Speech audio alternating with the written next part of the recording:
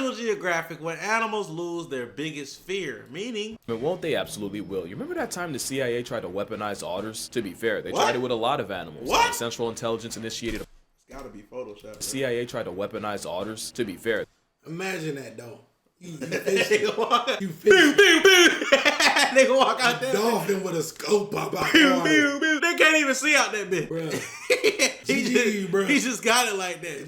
They tried it with a lot of animals, and when Central Intelligence initiated a program to basically turn animals into spies, otters were seen as the most qualified. And they're not wrong. Pretty privilege aside, it's a highly intelligent, tube-shaped, tool-using, breast-stroking honey badger that is every bit the predator. Someone said, give him a fedora, he could do a lot for you. Let's make otter agents, which led to the creation of the Otter Dossier. Side note, whatever they were planning apparently has something to do with MK Ultra.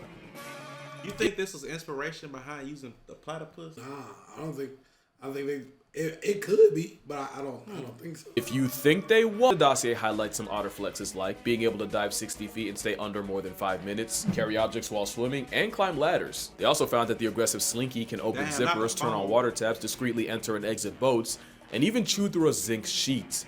I don't know how they found that. At one point they say, never take food from an otter or suffer severe mauling. And I just know the cost of that knowledge was some poor intern's fingers. There's some cool stuff too, like otters being ticklish at the ribs or babies having to be taught not to be afraid of water. You should definitely check it out for yourself. But there was one line that stood out, and it read like a prophecy. Capable of being trained and becomes devoted to humans, which can lead to their destruction. Whose destruction, you ask? Yes. This is the face of a threat to national security and a fugitive of the justice system. I'm not even kidding, but to get why this is an otter menace, we gotta go back to 2016.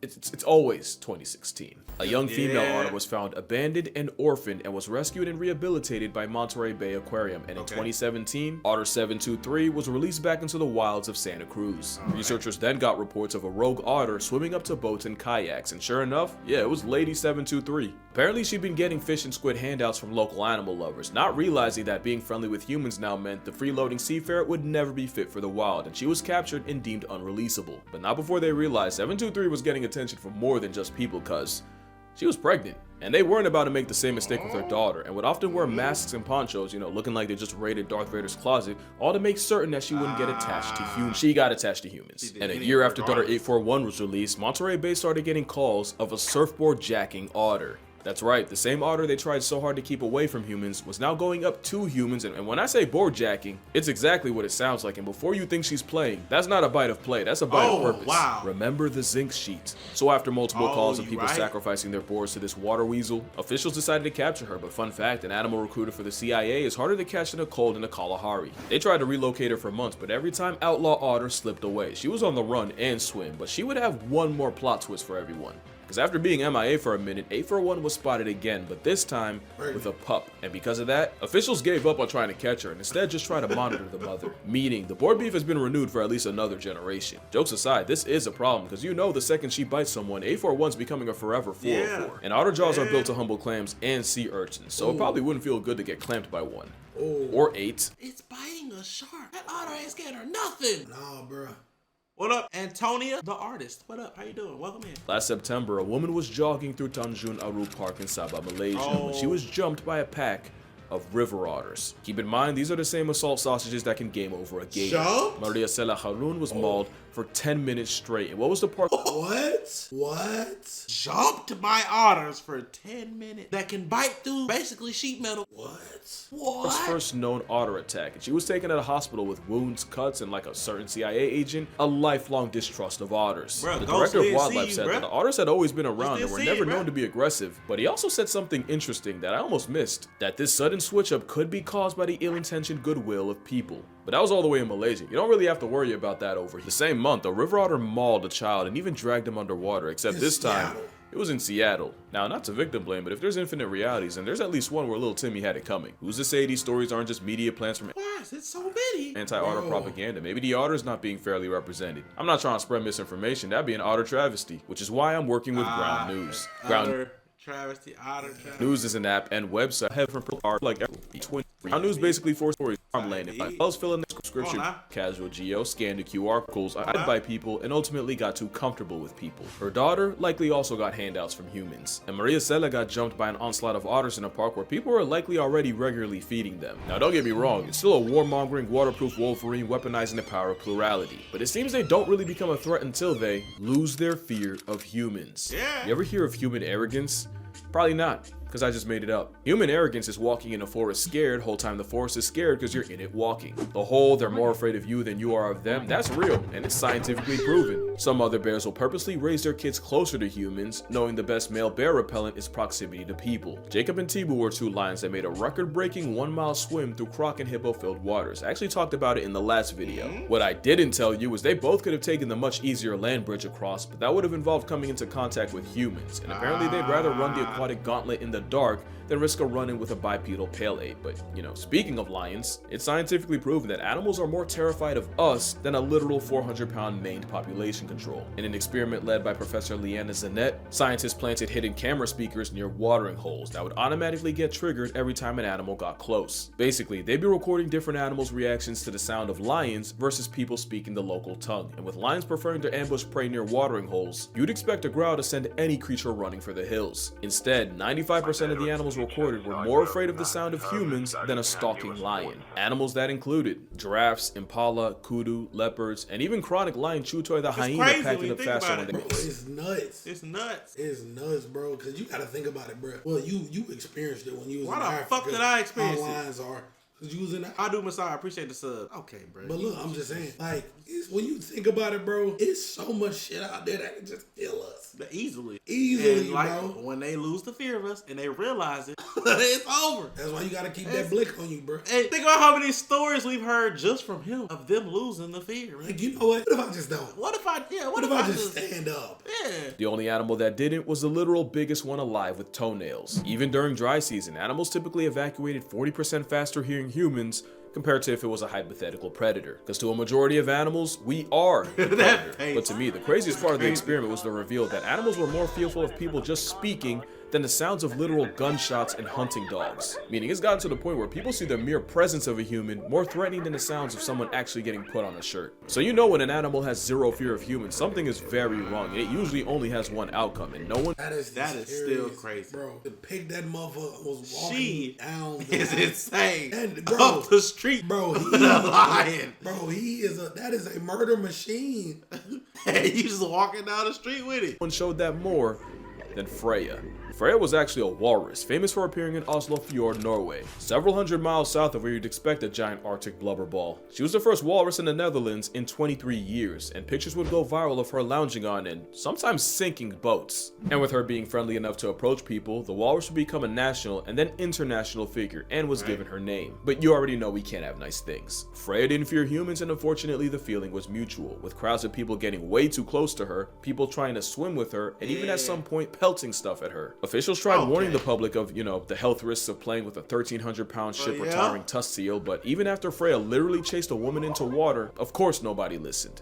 Officials were banking on Freya leaving on her own, but she didn't, and neither did her crowd. In fact, it only got worse. So the night of August 12, 2022, 4 government officials patrolled the marina with a rifle, and by sunrise, Freya was, Now, the situation's a lot more complicated than I just made it sound, so I do recommend checking out Kay Passionate's video on the matter. She's a friend of the channel. There's another one that be on TikTok. It has a dude, it has a boy name, but I don't know. The Seal, yeah. Yeah, they be going around town. I think it's Larry or something like Larry. It's like I think he's in either Ireland or... Yeah, just be going around the town, just chilling. He don't be chilling. That nigga's a menace. Well, he be a menace too, but he be chilling. What up, Big Nick?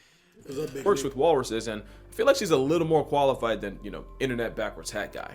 But if you're asking what I think, man, look, I want to see both sides, and I kind of do. Airdropping an aquatic animal, especially one the weight of a buffalo, especially when tranquilizing isn't even an option, is a lot harder than you think. There's a good chance to stress with a flatline Freya anyway. It would only take her bumping into a child once to turn both into a hashtag. But if you're really asking me, I don't think euthanasia should have been on the table. Anything would have been better. Like, worst comes to worst, hot take, if someone actively chooses to cozy up to a 1,000-pound half-evolved snow hippo and gets past tense in the process, you really can only charge it to Darwin. And I don't know if it's a sea puppy thing gone too far, but I do not know when people decided to stop taking seals and sea lions seriously.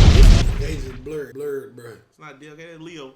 Leo, blurred. Basically a rebranded beach bear. It really is like we went back to Blurred 2016 again. and Harambe'd ourselves all over again. And for being named after a Norse goddess, Freya got done nasty for a walrus whose only crime was trusting people. And now, all that's left of her is a statue named fittingly for our sins. So yeah, you probably couldn't tell, but the Freya stuff pissed me off. Especially since I swear we're about to do it again. Neil is a southern elephant seal that went viral for being an adorable menace to the people of Hobart, Tasmania. Neil's lore is his mom likely got lost, and instead of having him on Macquarie Island with a colony of other seals, instead he spawned nearly 1,000 miles away on the Tasman Peninsula. Two big problems: one, this meant Neil would be hardwired to return to the same beach on Salem Bay, and two, with a distinct lack of other seals, Neil would interact with anything that moved, including people, dogs, and even cars, which meant Neil had absolutely zero fear of people. One woman even had to call out of work after Neil fell asleep in front of her car and literally sealed her in her own house. And with southern elephant seals maxing out at nearly 20 feet long and over 8. Jesus! Bro. What up, Sujins? Bro, we gotta leave these joints alone, bro. I mean, he found his way. I would have called off work too if he fell asleep in front of my car. You're not moving him. You not, bro. Nobody moving him. It's big, bro. 8,000 pounds. It's one of those things that's gonna be real cute until it isn't. And like clockwork, there's already reports of children harassing Neil, as well as people violating his space for selfies. It's gotten to the point where officials are begging the public to leave him alone, to not post him or share his whereabouts, basically gatekeeping the seal. And some of that might be on me. I literally talked about Neil earlier this year in a video with millions of views putting his name out. Now there's a chance Neil gets loved to death by the same people he trusted. So yeah, losing the fear of people could be a death sentence for an animal, but for some species, it got them erased. The Caribbean monk seal went extinct in the 50s after being hunted into oblivion, and their biggest downfall was their distinct lack of fear and curiosity towards people. Columbus even noted how weirdly chill they were, and for that, they got slaughtered. The dodo is a plus-size pigeon in the past that also got decimated by sailors, because evolving on an island with no predators meant they had no concept of self-defense. They were cooked. The great. You know, that's kind of crazy. With the dodo birds, I always thought they went extinct during, like, not the Jurassic period. Is it the Paleolithic period? I don't know. You asking the wrong. Whatever period came. Bro, I didn't give a damn about none of that. Drink some water.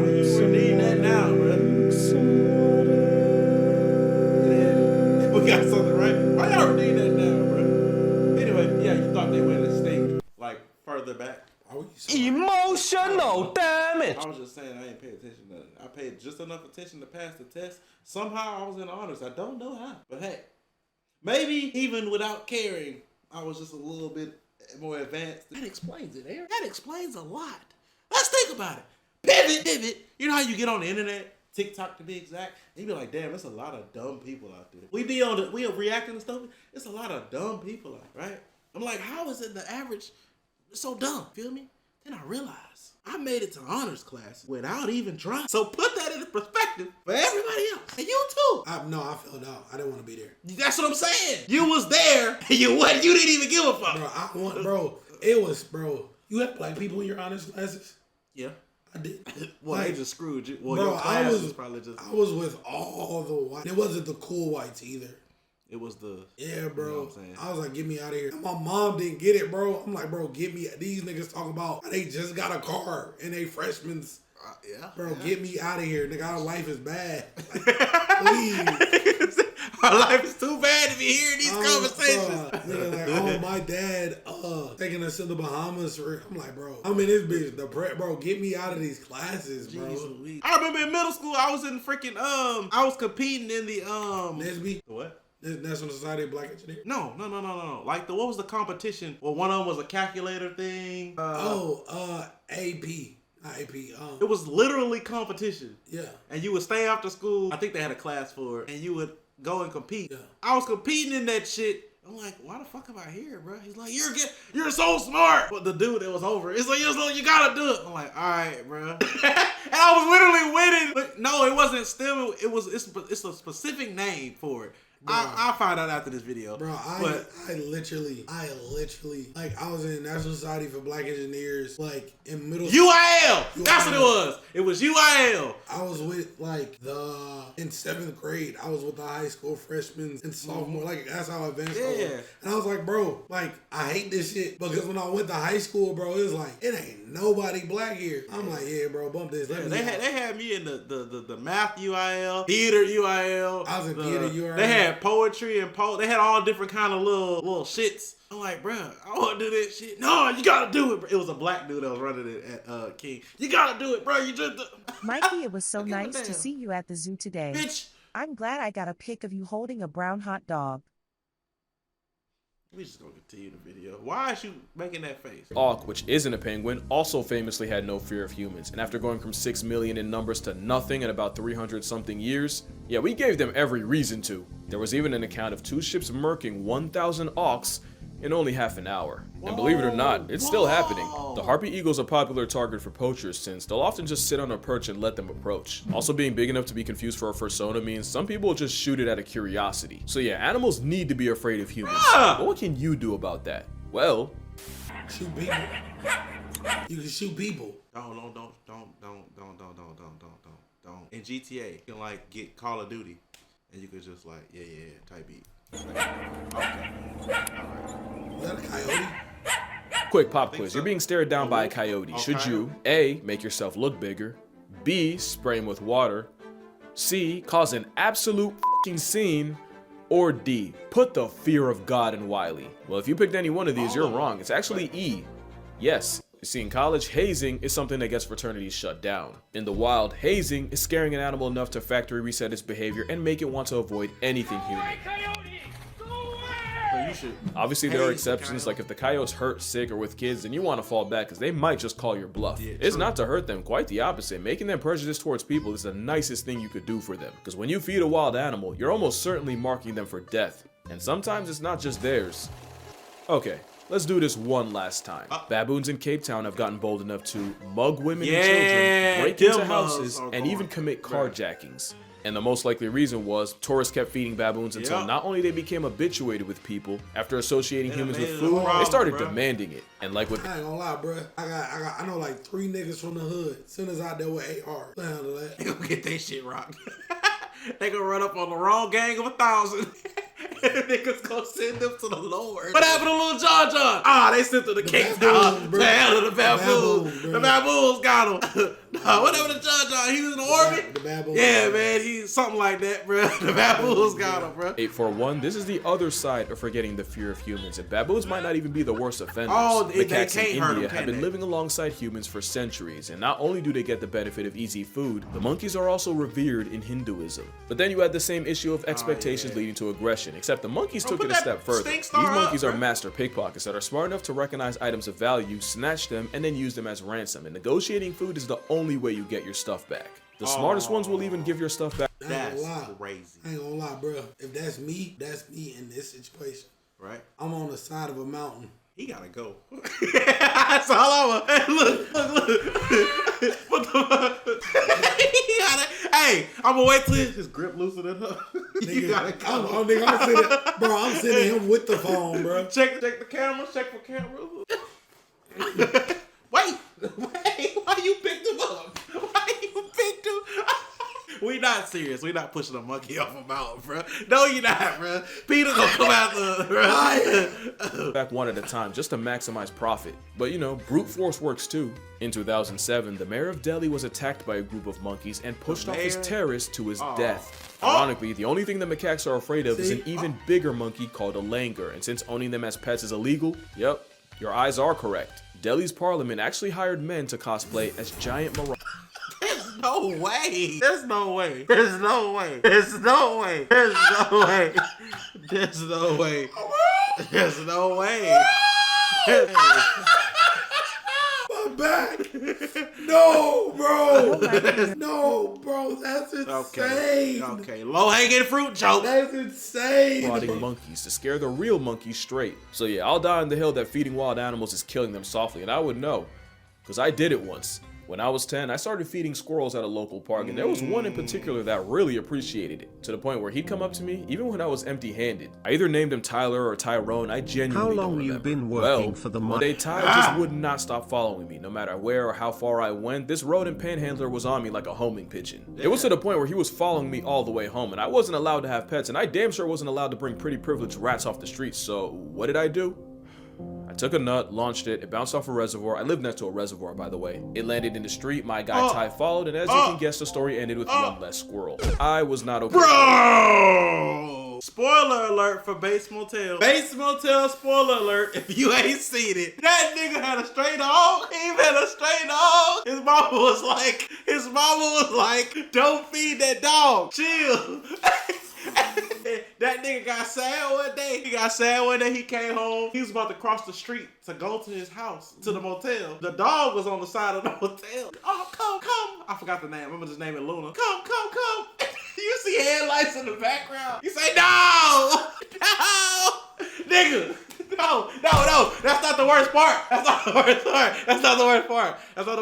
Nigga, the name was something similar to Luna. No. You gotta wait. Hear me out. That's not the worst part. You can imagine a dog got hit, right? On any other show or movie, when a dog get hit, it's gonna be, the camera would cut to the person and you would like imagine. No, nigga.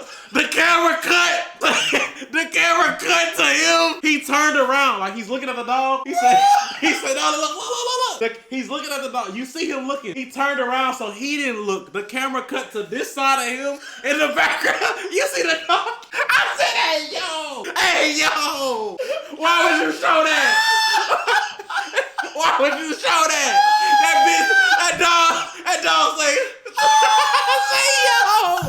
What the fuck?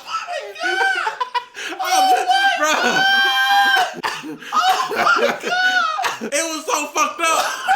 And then in the recap for the next episode, because every episode they go previously on Bates Motel, and they do like the whole recap and show it again. Oh, I lost the dog. I said, bro, they childish, bro. Come on, we got a couple seconds left, and then we got like a minute left. Bro. That just reminded me of, Bro. my fault. I ain't mean to. Bro. Oh my God. Street, my guy Ty followed, and as you can guess, the story ended with one less squirrel. I was not okay for a while. And don't worry, that's how they should have did the scene. Ended with one less squirrel. I was this not how okay they should have did the scene. No, they said we gonna show this shit. And don't worry, I get my karma later in life when I got jumped by a pack of squirrels in the middle of New York for half a peanut butter sandwich. And yes, every word of that was true. Like an idiot, I fed 1, 1 turned to 2, 2 became 6, 6 spawned 12, and that is unironically the most I've ever been afraid of 12. So what's the moral here? What can be killed with hate can also be smothered by love. That animals are best appreciated from a distance. That the CIA created weapons of utter destruction. Nah. How about leave these seals the fuck alone? Please. But yeah, that's gonna do it for this video. Drink water, hug your mother, touch grass, call your brother. If something happens to Neil, I'ma really show y'all a crash out. And I'ma see y'all in the next one. W video, bro.